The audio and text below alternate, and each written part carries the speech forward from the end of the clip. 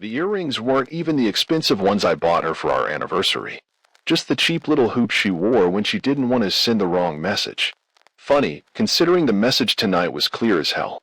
She didn't meet my eyes. Just kept pretending like this was normal.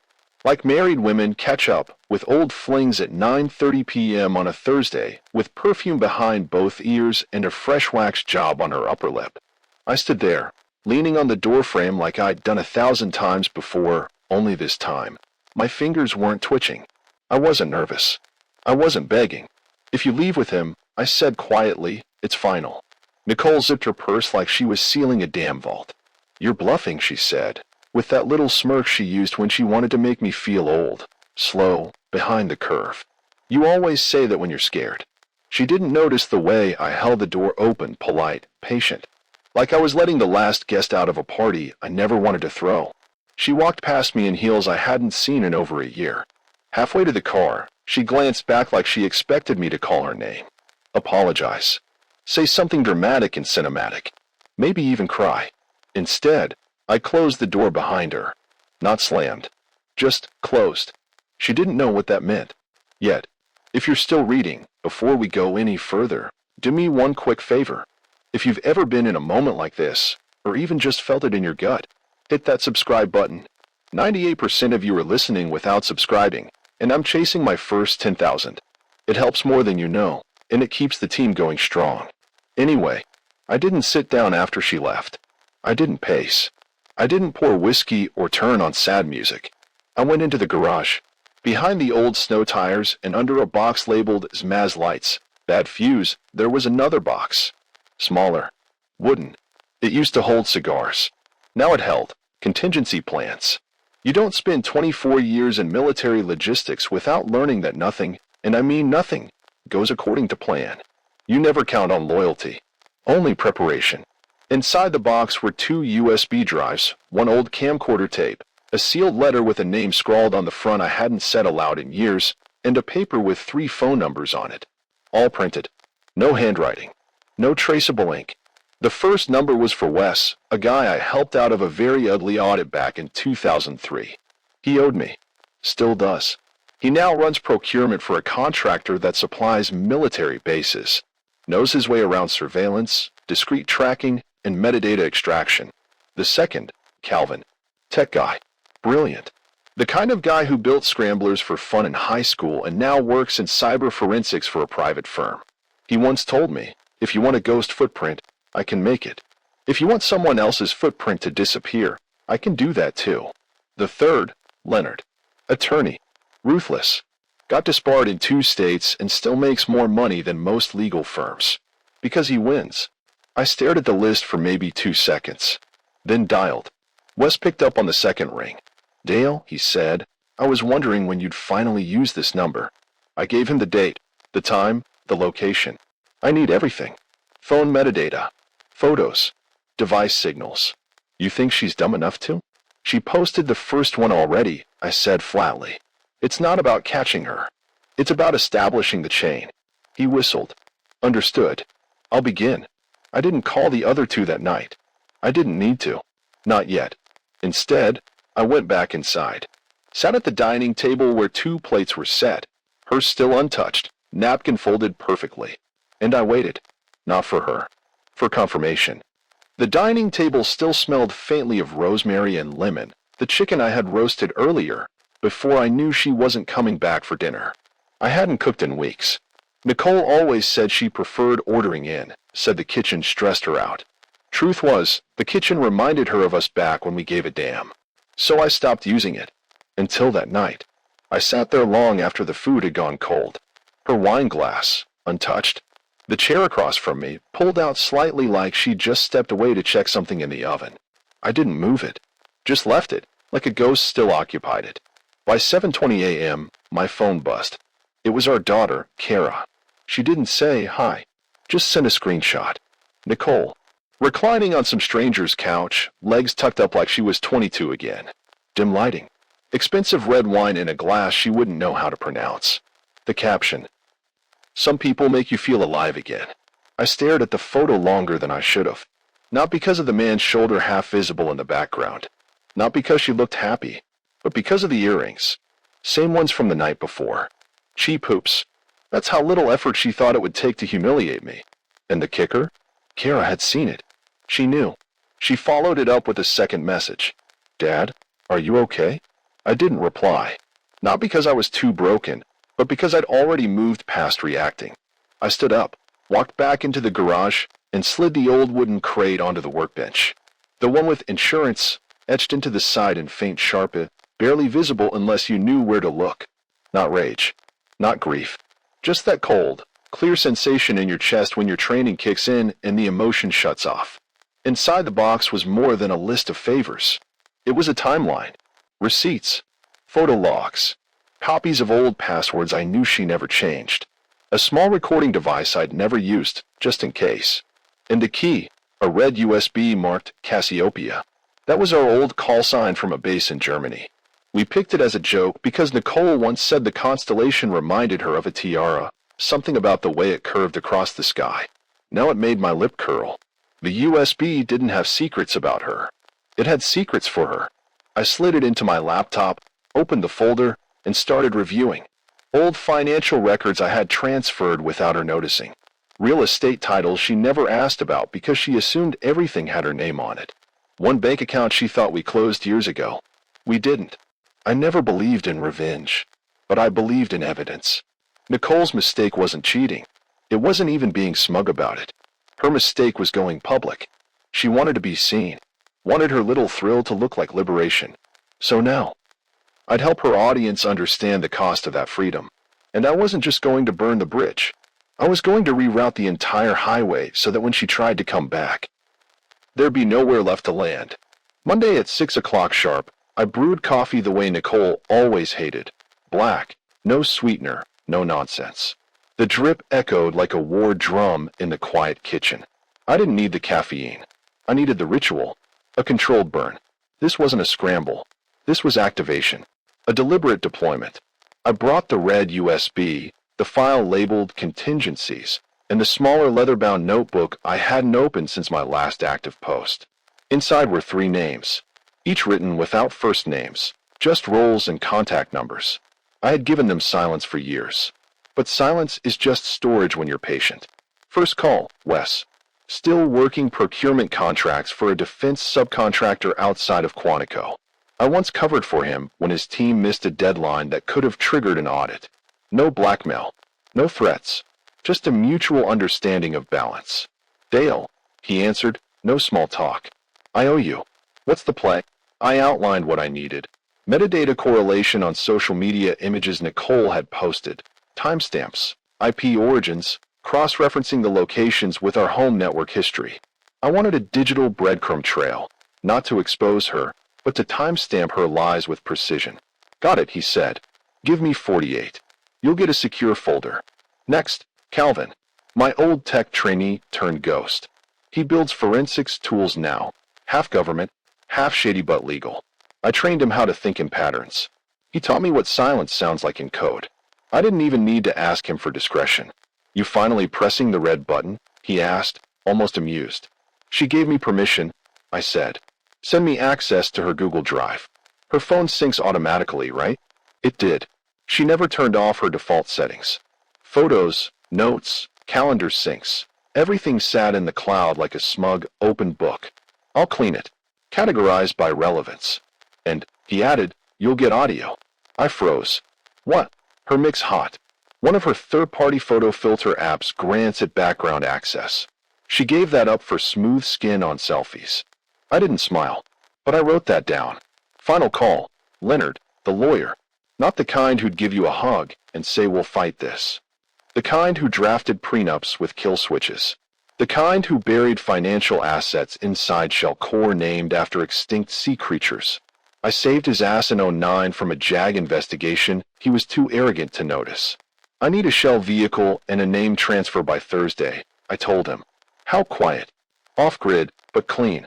I want it to look like it's always been that way. Dale, he paused. You're not playing defense anymore, are you? No, I said. I'm building a stage. He let out a slow exhale. Then I'll bring lights.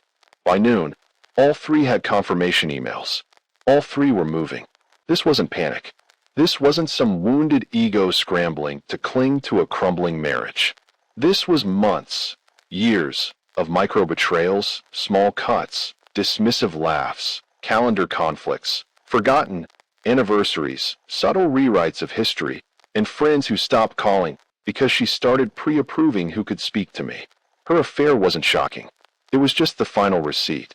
Now she'd get a show, and she wouldn't even know she was the opening act. Thursday night. Private booth at a place called Langford's. Mid-tier steakhouse with linen napkins and enough wood paneling to remind people of a time when decor didn't apologize. Nicole used to hate it. Said it felt too veteran, too old boys club. That's exactly why I picked it. 2 seats. Reservation under D. Whitaker. I asked the hostess not to record the second name. Said it was a surprise. Technically, it was.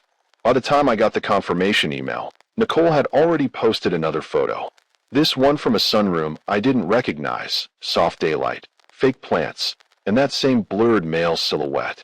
Shoulder this time was bare. Tank top. Real casual. Real intimate. Caption read, "New beginnings feel right." Like she was writing Instagram fortune cookies. I didn't get angry. I didn't clench my jaw or throw my phone or spiral into memories. I smiled. Because that post gave me something I hadn't had until now. Her full commitment. She didn't know it, but that post locked her out of more than just our home. It severed the story she was going to try and rewrite later.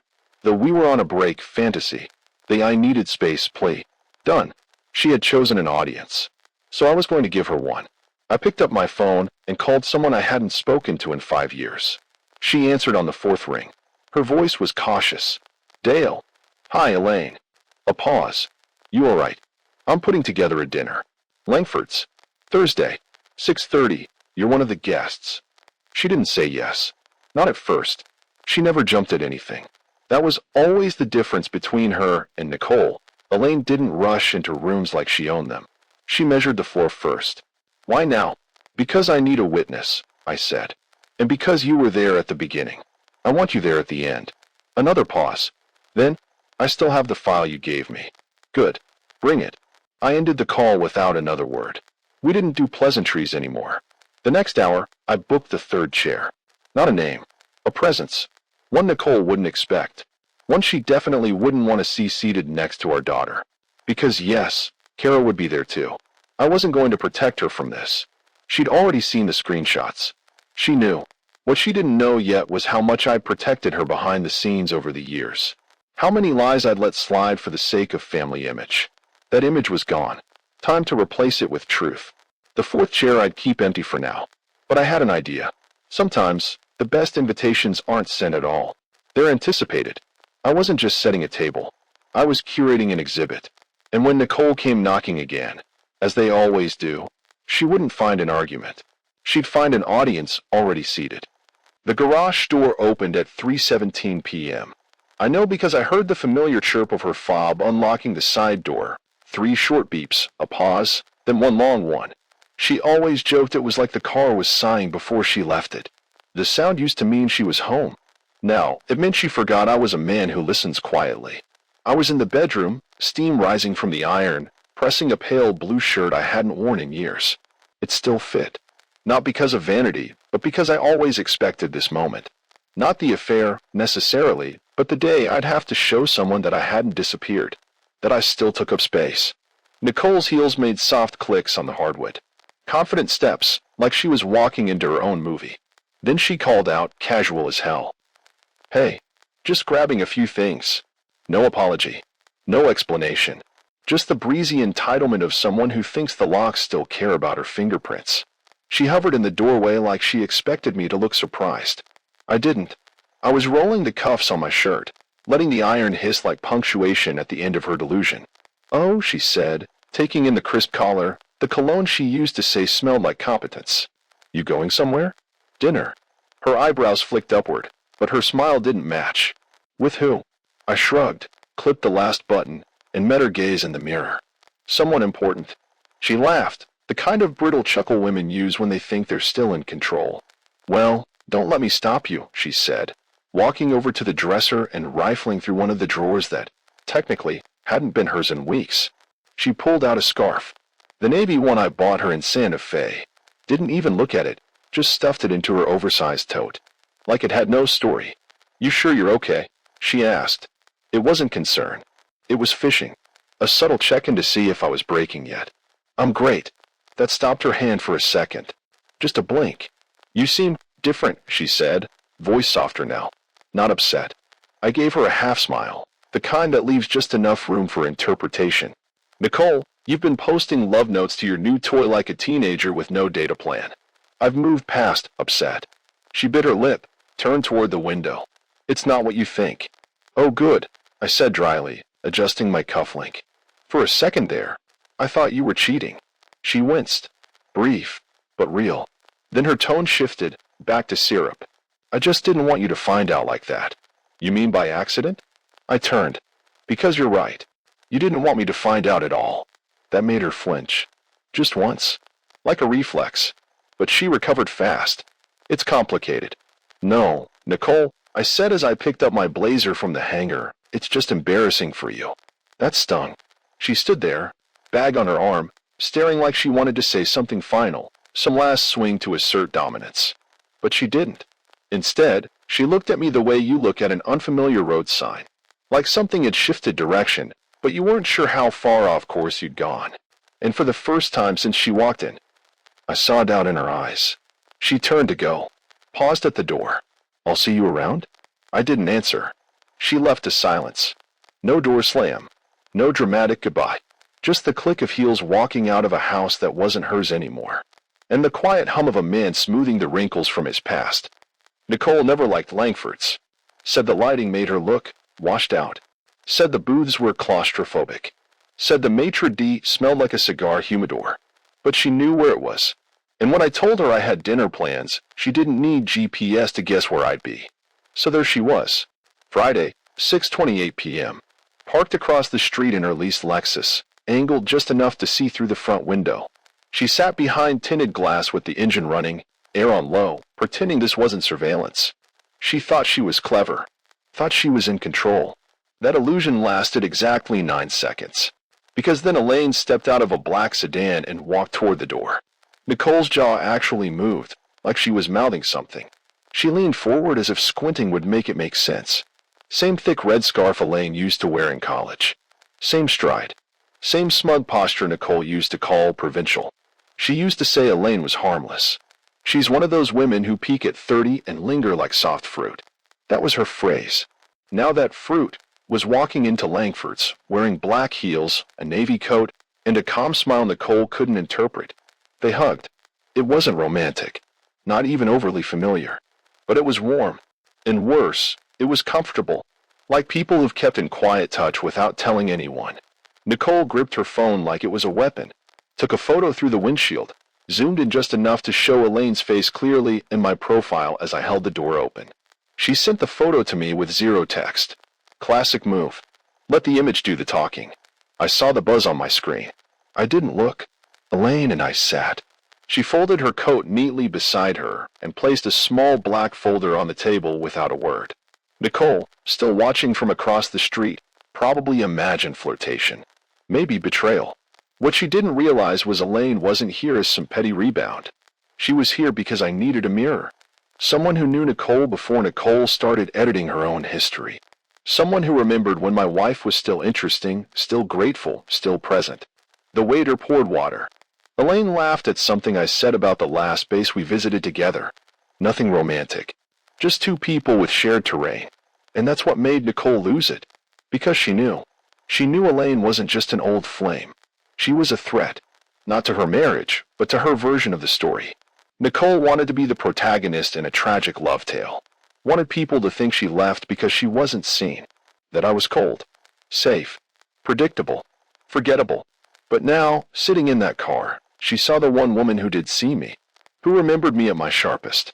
Who respected me when Nicole still rolled her eyes. And that realization? It cracked her. The second message came in 5 minutes later. Is this a joke? I ignored it. Elaine slid the folder across the table. I made copies, she said. Even the offshore ones.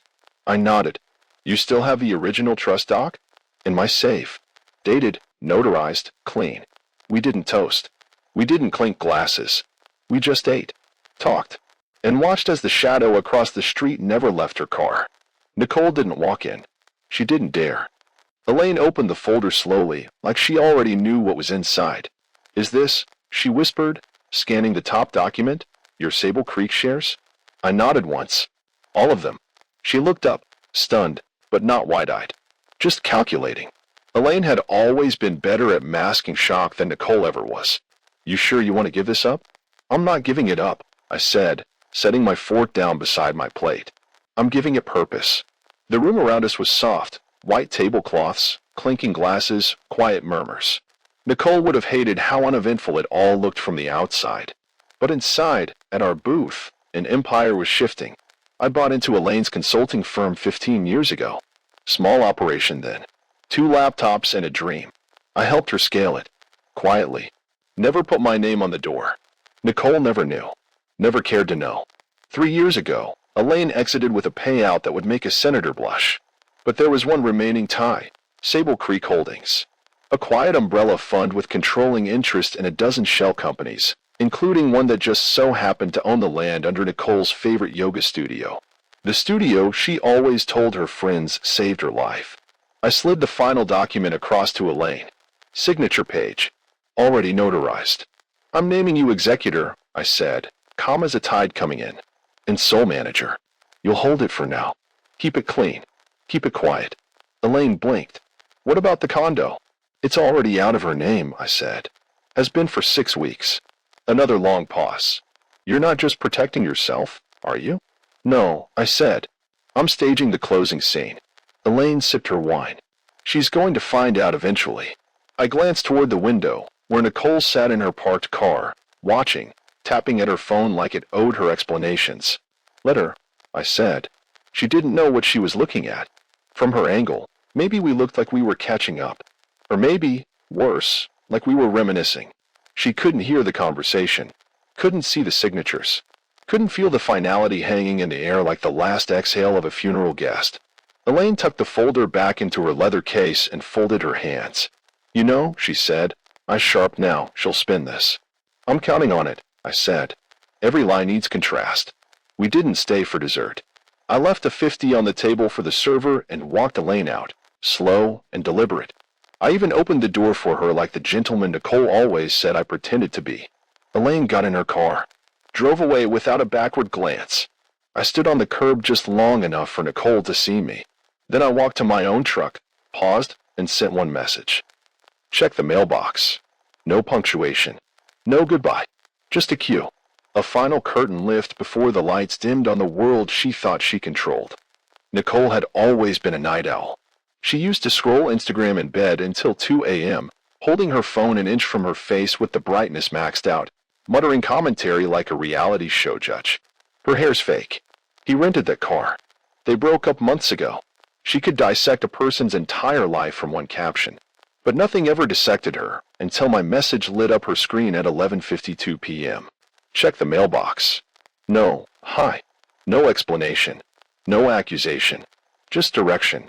The kind that sounds casual, but pulls a thread you didn't know was tied to everything. She sat up fast. Slid into slippers. The same ones I bought her from Colorado, still fuzzy at the ankle, worn smooth at the toe.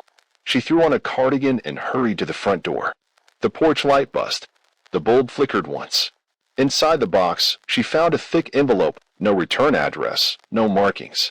Just her name. Nicole Whitaker, in clean block letters. She opened it standing under the yellow porch light, bare knees freezing against the early spring air. The first thing she pulled out was a stack of photos, paper printouts, not screen captures. Color laser. Labeled. Dated. Her Instagram selfies with her lover. The ones she thought were discreet. I had printed them with metadata on the margins. Time, location coordinates, device ID. She'd tagged him in none of them. But GPS doesn't need vanity. Then came the printouts of her Facebook messages. The ones she didn't even realize were still accessible via cached sessions on her old iPad, an iPad that was synced to her home Wi-Fi. An iPad she left in the hallway drawer for months. Every flotation, every lie, every time she typed, "He never makes me feel seen," there it was, in 12-point font with her name attached. Not hacked, not stolen, Recovered. Third item, an affidavit. Stamped. Notarized. From the neighbor 2 doors down, Miss Pinley, the retired schoolteacher who gardened every morning and saw everything.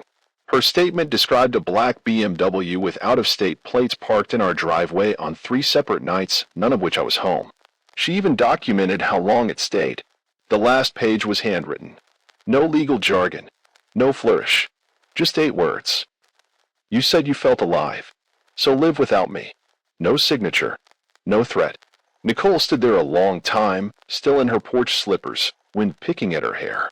Her hands were shaking, but not from the cold. Because it wasn't anger she felt. It was exposure. Not the dramatic, he found out, kind of exposure, but the surgical, clinical kind. The kind that says, you were never as clever as you thought. She walked back inside. Slowly, holding the papers like a biohazard. Her phone buzzed again. Not from me. From Kara, our daughter. Did you know Mom brought him to the lake house? Nicole dropped the envelope. The pages scattered across the tile. She didn't reply, because the dominoes were already moving. And now, she realized she wasn't just losing her marriage. She was losing the narrative. She didn't knock. She never used to knock. And even now, after posting her little fairy tale escape with Loverboy and getting served a dossier of her own arrogance, she still thought she could just walk back in like this was an episode that hadn't finished airing yet. As if the audience would forgive her once they heard the final twist. The front door creaked open at 6:05 p.m. She stepped inside like nothing had changed. Not in a rush. Not apologetic. Just casually confident, like someone entering a brunch late and assuming the mimosas were still flowing. She wore a soft cashmere sweater, light blue, slightly oversized. Her gentle armor. It used to mean, I'm open to talking. Now it just made her look like a well-dressed ghost. Then she turned the corner into the dining room. And everything stopped. The table was set for 4. Real linen. Polished silver. Wine already poured. Elaine sat directly across from me, her back straight, the folder from Langford's neatly tucked under her chair. To my right, Kara. She wore a black blouse and her mother's old necklace. I didn't ask her to, but she did. And I could see in Nicole's eyes the recognition. That's mine. But it wasn't anymore. Not the necklace. Not the daughter. To my left, Mr. Donnelly, the real estate agent. Mid-40s, polite, with a thick folder of property transfer forms and valuation breakdowns. The same man Nicole used to call the oversmiler at neighborhood barbecues. And then there was the 4th chair. Empty, but not for her. Nicole froze, 1 foot in the doorway, the other still in the hallway. What is this? No one responded. Not because we didn't hear, but because we didn't know. The smell of roasted garlic and lemon thyme chicken filled the space, her old favorite. Except this time, it wasn't for her. This time, she was the intruder standing in a house that had already rearranged itself. Dale, she tried again. Her voice had a brittle edge now. Why is she here? Elaine reached for her wine glass without looking up. Still sending Christmas cards, she said with a small, polite smile. Nicole flinched. Then Kara spoke, first time all night. You said you were just grabbing things, Mom. That was yesterday. Nicole turned toward her. Kara, sweetheart, You left, Kara said flatly. You're not the one who needs to explain anymore. There was no fire in her voice. No emotion. Just that clean, surgical delivery she got from me when I was still teaching her how to read people for what they do, not what they say. Nicole's gaze darted around the room like she was trying to find a weakness in the wall. Some crack she could slip her charm through. Donnelly cleared his throat, nodded toward his papers. I'll just need your signature, Dale, and we can finalize the separation of ownership. She's already off the primary deed, but I wanted everything clean before filing Monday. Nicole's lips parted. No words came out, because now she realized something. This wasn't a confrontation. It was a conclusion. Her chair wasn't empty. It was removed. And we weren't arguing. We were proceeding without her. Nicole opened her mouth. Not to apologize, never to apologize, but to do what she always did when cornered. Control the tempo. Offer a carefully measured mix of confusion and wounded pride. This feels aggressive, she might have said. Or, why are you doing this in front of Kara? Some line meant to reframe the scene and make me the unreasonable one. But then she saw the 4th guest. The front door clicked open behind her. Soft footsteps. A faint perfume. Floral. Old school, the kind of scent that clings to linen like memory. Nicole turned toward it slowly, like a woman watching a specter float down a church aisle. It was her mother, Marion, hair grayer now, but pinned up with the same silver clip she'd worn to Nicole's first wedding. Long beige coat, sensible heels, poised like tempered steel. The woman Nicole hadn't spoken to in almost a decade. Their fallout had been quiet but absolute, an inheritance dispute that turned into an all-out exile.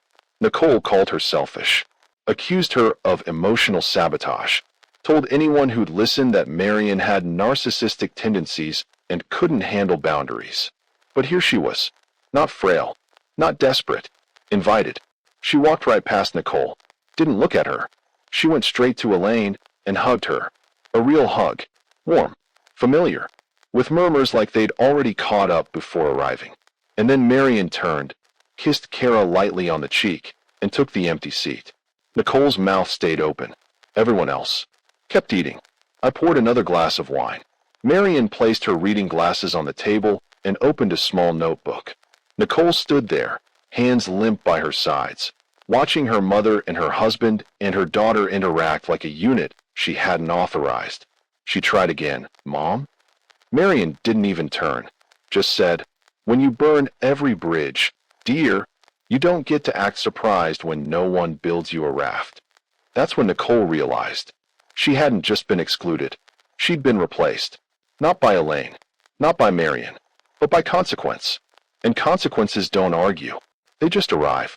Nicole stepped back. Her heel caught on the edge of the rug. She steadied herself with one hand on the wall. For a moment, she looked small. Not sad, not sympathetic, just irrelevant. She didn't ask if she could stay. She didn't try to shout. She turned and walked out. Slow at first, then faster. No luggage, no house key, no exit line. Just the sound of the door clicking shut behind her, followed by the gentle chime of silverware on porcelain and the low murmur of conversation resuming. I raised my glass. To better choices, I said. And this time, nobody disagreed.